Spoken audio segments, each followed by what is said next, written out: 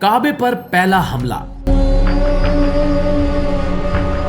अल्लाह ने अपने घर की हिफाजत कैसे फरमाई। नाज़रीन, यमन का एक ताकतवर बादशाह गरूर और ताकत के नशे में चोर था। उसका नाम अबरहा था। उसने एक बहुत बड़ा और शानदार गिरजा घर बनाया और वो चाहता था कि अरब के लोग मक्का मुकरमा में मौजूद खाना काबा की जगह इस गिरजा घर में हज करने आए।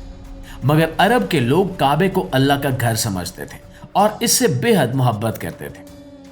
जब मक्का वालों को अबरहा के इस इरादे का पता चला तो कबीले किराना का एक शख्स खुफिया तौर पर यमन गया और उस गिरजा घर को नापाक कर दिया, उस पर गंदगी फैला दी।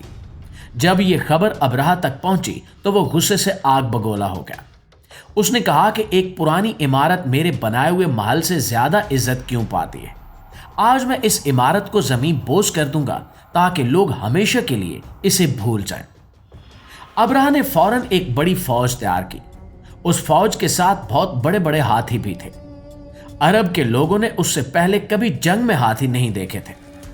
जब ये लश्कर मक्का की तरफ बढ़ा तो जमीन जैसे कांपने लगी। रास्ते में उसके सिपाहियों ने मक्का वालों के ऊंट और दूसरे जानवर भी छीन लिए।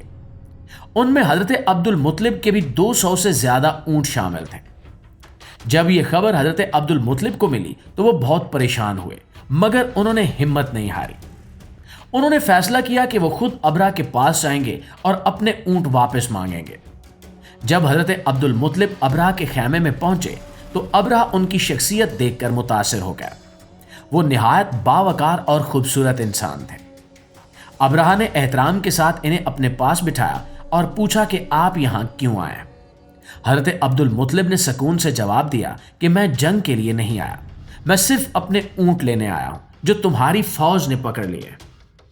अबरहा यह सुनकर हैरान हुआ और बोला कि मैं तुम्हारे काबे को गिराने आया हूं और तुम्हें अपने ऊंटों की फिक्र है। इस पर हजरत अब्दुल मुत्तलिब ने एक ऐसा जवाब दिया जो तारीख में हमेशा के लिए यादगार बन गया। उन्होंने कहा कि ऊंट मेरे हैं, इसलिए मैं इनकी फिक्र कर रहा हूं और काबा अल्लाह का घर है, इसका मालिक खुद इसकी हिफाजत करेगा। अबरहा ने हुक्म दिया कि हजरत अब्दुल मुत्तलिब के तमाम ऊंट वापस कर दिए जाए। हजरत अब्दुल मुत्तलिब ऊंट लेकर वापस आ गए और मक्का के लोगों से कहा कि सब लोग शहर छोड़कर पहाड़ों पर चले जाएं, क्योंकि हम इस बड़ी फौज का मुकाबला नहीं कर सकते। चुनांचे मक्का के लोग अपने घर बार छोड़कर पहाड़ों पर चढ़ गए। शहर में अजीब सी खामोशी छा गई। हर तरफ सकूत था, मगर दिलों में खौफ था और लबों पर दुआ जारी थी। नाज़रीन गिरामी, हजरत अब्दुल मुत्तलिब चंद लोगों के साथ काबे के पास गए। उन्होंने काबे के दरवाजे को पकड़ा और अल्लाह से दुआ की। उन्होंने कहा कि ए अल्लाह, हर इंसान अपने घर की हिफाजत करता है, तू भी अपने घर की हिफाजत फरमा। ये दुआ करने के बाद वो भी पहाड़ की तरफ चले गए। अब मक्का खाली हो चुका था और अबरहा अपनी फौज के साथ शहर की तरफ बढ़ रहा था। सुबह का वक्त था जब अबरहा ने अपने सबसे बड़े हाथी को आगे बढ़ने का हुक्म दिया। उस हाथी का नाम महमूद था, मगर जैसे ही उसे काबे की तरफ मोड़ा गया तो वो जमीन पर बैठ गया। सिपाहियों ने उसे मारा पीटा, मगर वो एक कदम भी आगे न बढ़ा।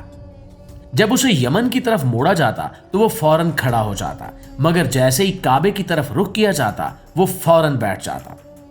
उसी वक्त आसमान की तरफ से छोटे छोटे परिंदों के झुंड नमूदार हुए। ये परिंदे अबाबील थे। हर परिंदे की चोंच और पंजों में छोटी छोटी कंकरियां थीं।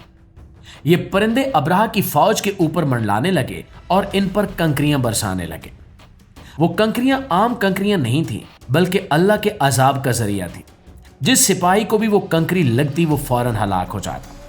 फौज में चीखो पुकार मच गई, लोग भागने लगे, मगर कोई भी बच न सका और देखते ही देखते पूरी फौज हलाक हो गई और अबरहा का गरूर खाक में मिल गया।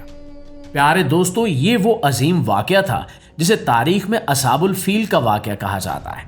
कुरान में भी इसका जिक्र आया है कि अल्लाह ने अबाबील के जरिए उस फौज को तबाह कर दिया और उन्हें ऐसे कर दिया जैसे खाया हुआ भूसा।